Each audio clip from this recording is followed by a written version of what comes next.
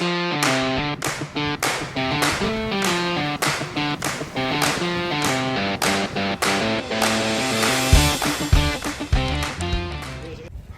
guys! So today, pupunta tayo ng Marlboro Hills and gumising kami ng maaga para umabot kami sa sunrise ng 5:45 AM ng September 25. According to our tour guide, ang estimated trekking time ay 45 minutes to 1 hour from doon sa jump off ng Marlboro Hills. And ito, maganda na mag-start ng maaga kasi habang umaakyat kayo, paliwanag pa lang. So, sure na maabutan nyo yung sunrise. So, ayun, pagdating nyo dito sa peak ng Marlboro Hills, meron pala dito nagtitinda ng mga breakfast and meron silang biscuit, coffee, and yung meal nila for today is champurrado. 1 cup ay 80 pesos. Yan, kanya-kanya munang hanap ng spots kung saan kami mag-aantay ng sunrise. So, ayun nga pala, nag-avail lang kami dito ng tours and 4,700 yung binayaran namin. Kasama na yung day 1, so bayad na lahat doon. Transpo, accommodation, activities, and sa food naman, 600 pesos. Meron na yung lunch, dinner, and breakfast.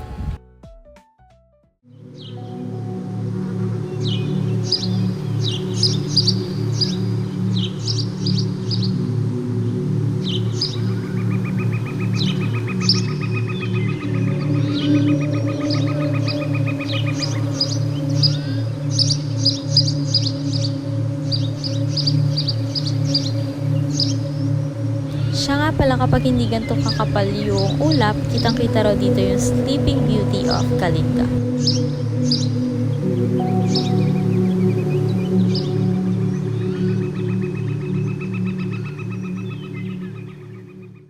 Perfect talaga yung Sagada para ma-experience nyo yung raw nature, adventure, and dahil dito na merong mga tour guide na available na pe-preserve nila yung kanilang mga tourist spots, and tulad nun sa Hanging Coffins, bawal ka pumunta ng walang guide kasi mostly dati daw na may mga pumupunta dito sa mga tourist spots nila nagkakaroon ng mga vandalism. So neto, nagkaroon na sila ng tourism code. And itong pagpunta sa Marlboro Hills, pwede kayong mag-DIY. Magbabayad lang kayo ng 800 per 10 packs para sa guide fee and 650 pesos naman sa shuttle fee. Ma-avail nyo to, kailangan nyo lang mag-register sa tourism office ng Sagada. So ayun, nagstay pa kami dito ng few minutes para naman masulit yung nilakad namin kanina, and ang ganda talaga ng view dito. Perfect talaga siya for relaxation and para na rin sa ating mga baga ma-restore at maalis ang mga pollution.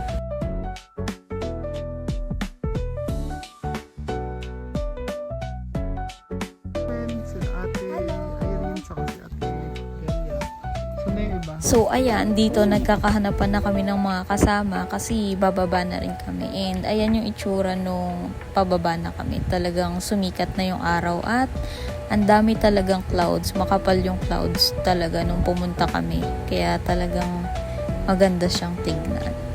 So ayan, nag-start na rin kami mag-trek pababa kasi kailangan pa namin bumalik sa accommodation namin para mag-check out and mag-breakfast kasi hindi kami nakakain doon sa peak ng Marlboro Hills dahil naiwan namin yung aming wallet. Para sa akin pala, mas madali tong trekking namin sa Marlboro Hills kaysa dun sa Blue Soil kasi talagang nakakapagod yung Blue Soil since yung kanyang daanan ay masyadong matarik and maputik pa. Tapos dagdag mo na rin na madulas, tapos dire-diretso pa yun na lakad at wala halos pahinga. Unlike dito sa daan ng Marlboro Hills, kaya naman siya, hindi siya ganun katarik. May isa pa nga palang view deck dito, ayan. Along the way siya kapag pababa na kayo. And dito namin na-realize na hindi pala kami nakapag-group picture kasi sobrang busy kanina na magkanya-kanyang kuha ng kanya-kanyang photos at kanya-kanyang spot.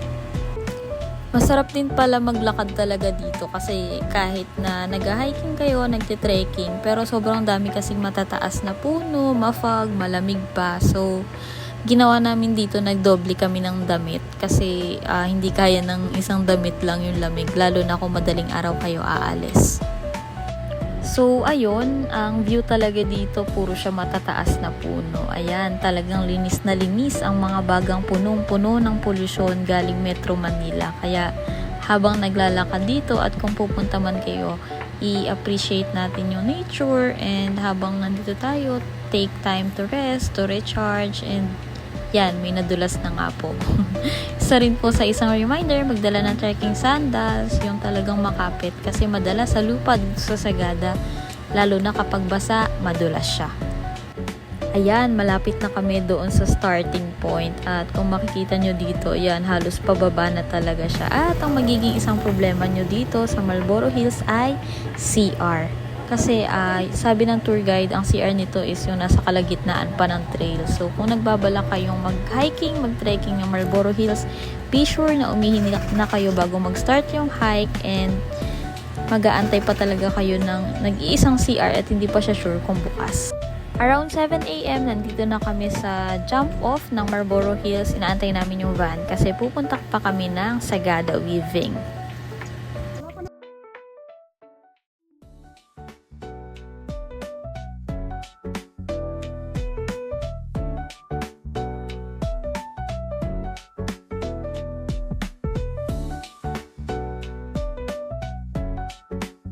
Dito nga pala sa Sagada Weaving, madaming bags, maraming keychains, mostly souvenirs dito matatagpuan. At kung bibili kayo ng mga pasalubong, pwede na kayong dito bumili. Kasi hindi kami sure kung meron bang other souvenir stores na pupuntahan, kasi ito lang yung souvenir store na pinuntahan namin. And make sure lang na kapag magtitake tayo ng videos, huwag nating isama yung locals, kasi yung ibang locals ayaw nila na nabibidyohan sila or nasasama sila sa picture.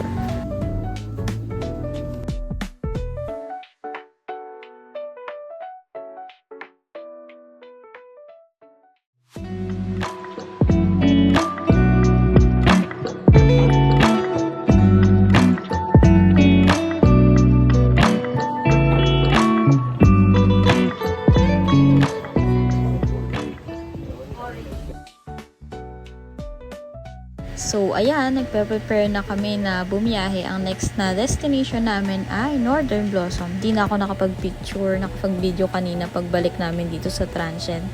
Kasi, ayun, para makapag-prepare kami ng mga dadalhin at aalis na lang kami kapag tinawag. So, ito nga pala yung transient namin. Wala kami masyadong video dito kasi most of the time na nandito kami is natutulog na lang kami sa sobrang pagod sa activities. Pero ayan, maganda yung view dito guys. Dito nga pala kami nagstay sa 7J's Homestay.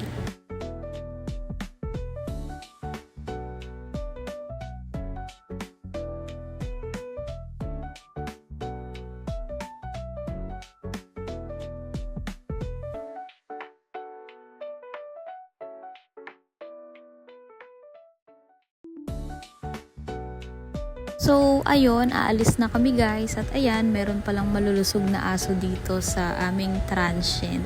Yeah. Achieve talaga ang province life dito sa Sagada. Kahit saan ka lumingon, maraming puno, malamig, and kahit tanghaling tapat, talagang ramdam mo na ramdam ang simoy ng hangin. Dumaan nga pala kami dito sa Sagada Lemon Pie House bago kami umuwi and para bumili ng pasalubong. Siya nga pala, hindi ito yung yellow house na sikat na lemon pie kasi sabi ng aming guide, yung lemon pie na daw na iyon ay pre-ordered and currently sarado kasi siya ngayon. Ang vibes nga pala ng bahay na to para siyang ancient house kasi wooden house siya. So, ayan, dahil wooden floors, kailangan namin maghubad ng aming mga sapatos. And kakaiba rin yung loob niya. Kasi kung makikita nyo, bukod sa wooden house siya, iba rin dito yung kanilang mga upuan. Actually, wala silang upuan. Kung gusto nyong magtambay dito, upo lang kayo sa sahig, may provided lang silang cushion. Nagtry nga rin pala kami ng lemon pie nila. So, 45 pesos ang per slice. And kung bibili ka naman ng isang box na hindi pa sliced, 280 pesos siya. Ang pinagkaiba daw nitong lemon pie na to doon sa lemon pie na doon sa sikat ay mas less asim daw ito kaysa doon. So, ayan, bumili na rin sila.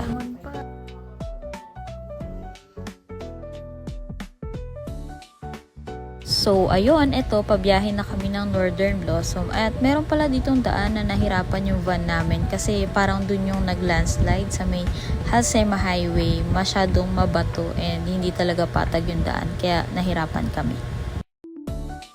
Halos tanghaling tapat na rin nung dumating kami dito sa Northern Blossom at napagpasyahan namin na kumain na lang muna kami dun sa restaurant ng Northern Blossom. So, actually, hindi pala namin first time magpunta ng Northern Blossom and ganun pa rin naman yung entrance fee and yung environmental fee. 250 pesos, meron na yung kasamang only coffee and yung meron na rin siyang bread. For environmental fee, 50 pesos. So, kung gusto mong pumasok ng Northern Blossom, kailangan mo ng 300 pesos. So, dito sa restaurant ng Northern Blossom, around 200 pesos to 300 pesos yung ulam nila and good for sharing na yon. So, bumili lang kami ng isang ulam and nag-order kami ng rice. So, kung makikita nyo, meron na ring parang view deck sila dito na makikita mo na rin yung loob ng Northern Blossom. So, yung in-order namin dito para siyang stirred fry na fork. Pero di ko na videohan kasi, ayun, dinugyot na agad. Di na siya aesthetic. Dito naman, kinukuha lang yung mga tickets namin. Tapos binabalik sa amin yung claim stub kasi yun yung gagamitin namin para ma-claim namin yung free only coffee tapos yung free bread later pagtapos ng tour sa Northern Blossom. Na-explain lang din sa amin dito na merong sasama sa amin na parang tour guide para mag-explain ng mga bulaklak. So, dati nung pumunta kami last summer, wala naman nag-explain sa amin siguro dahil peak season. And eto, nitong during ng punta namin, katatapos lang na maraming bagyo. So, parang 5 bagyo yung dumaan dito sa Northern Blossom. Kaya, kailangan iset yung expectation na some of the flowers ay nag-wither na or nakalbo. So, ito naman, isa to dati sa favorite ko na spot kasi ito yung parang spot na sobrang daming bulaklak na magkakaiba ng kulay para ka nasa ibang bansa. Pero ngayon, halos wala siyang natira. So, may nadulas pa nga. Kasama to doon sa mga spot na talagang dinaanan ng bagyo. I-attach ko dito yung video from last year.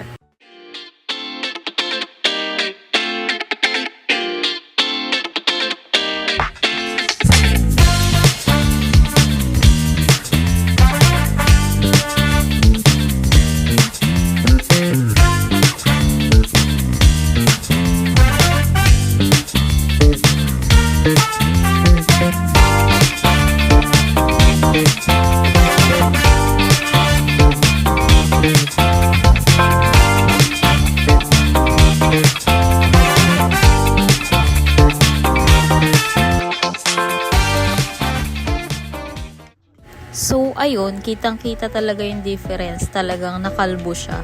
Kaya, kung gusto nyo masulit yung pagpunta nyo rito sa Northern Blossom, huwag kayong pumunta tuwing rainy months or yung parang August, September, October. Maganda pumunta dito ng November hanggang summer kasi makikita mo yung full bloom ng mga bulaklak. And, ayan, kitang-kita yung damage ng mga super typhoon, si Enteng, si Karina na dumaan dito sa lugar na to. So, itong mga red na bulaklak na to or halaman, isa siya sa mga survivor. And sabi ng tour guide, madalas sa mga natira yung mga matitibay na naitanim nila. So, mostly sa mga flowers na hindi masyadong matibay, wala na talagang natira. Maging ito, dati halos di ka makadaan sa gitna niyan. Ngayon, sobrang onti na lang na natira. So, ito siya last year. Maging tong mga cabbage roses, last year namin punta, sobrang bukang-buka siya. Sabi ni kuya parang overripe na siya. Nakakain nga pala to, pero mas mapait siya kaysa sa normal na cabbage.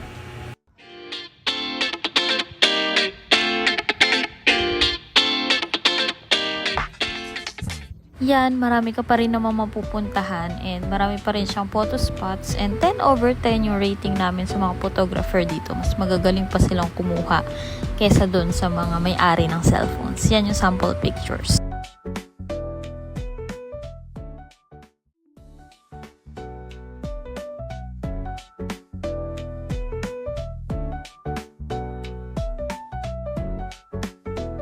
So, hindi na kami bababa kasi limited na lang yung time namin at gusto na namin maklaim yung aming free coffee and bread. So, didiretso na kami sa taas. Northern Blossom after ng 5 bagyo.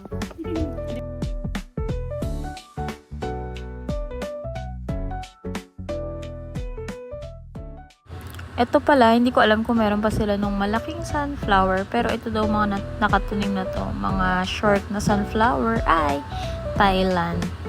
Huwag kayo mag-alala kasi nagtatanim naman na sila. Ayan, kung makikita nyo. Pag tumubo yan, magiging flowery field na ito ulit. At sana wag na siyang sirain ng bagyo.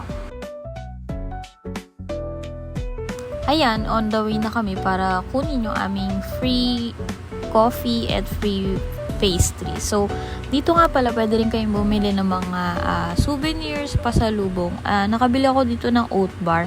120 pesos lang siya. 5 piraso na. And malalaki siya. Hindi ko na kasi siya na-videohan. Para siyang Revel bar sa atin. Yung mga nakibibili sa coffee shop. Tamang kain na lang kami dito at ini-enjoy yung mga huling sandali ng bakasyong ito dahil kami ay uuwi na ng Marikina. Maraming salamat sa panonood. Until sa next namin na vlog. Maraming salamat kung umabot ka hanggang dito. Thank you and God bless.